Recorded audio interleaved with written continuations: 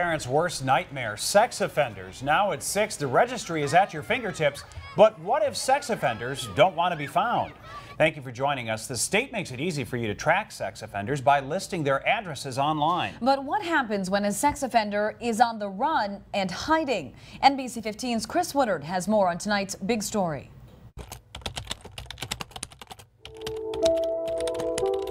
They try to make it easy for you to protect your family.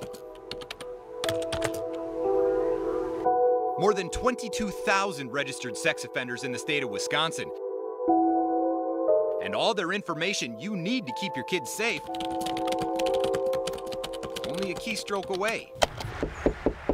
At least that's how it's supposed to work. Unless they don't want to be found. As a mom, is it something that, how much does it concern you? 100 and some %. 54-year-old Glenn Holton told police he'd be living in this Janesville home. We checked. Is there a Glenn that lives here? No, there's not. Holton, a man convicted of second-degree sexual assault of a child, is on the run. The people now living at the home have already been there for 45 days. You watch the neighbors, of course.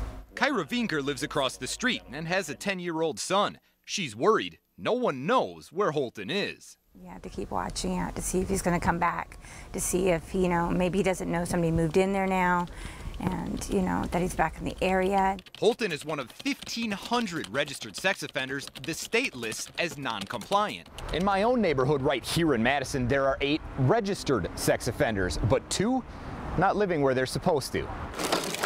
It's a neighborhood full of children. We went to Charles Walker's last listed address, this apartment on Ashford Lane. His name isn't on the buzzer. The state says he didn't respond to their last check. Very disturbing, yes. 3 blocks away, an apartment Dwayne Carter lists as home. No answer at the door, and the landlord tells us he's never lived there. I mean, the state should know where they're at. I mean, what if someone came missing and we don't know where they're at? In Dane County alone, 106 of 831, or about 12%, of sex offenders required to register are currently not compliant. It's a good system. Lance Wiersma is the director of Wisconsin Sex Offender Programs. We investigate each and every one of the individuals who are non-compliant, and our primary goal is to bring that person back into compliance so the registry reflects accurate information about where that person is and what they're doing. The Department of Corrections periodically sends letters to the home where a sex offender says he or she is living.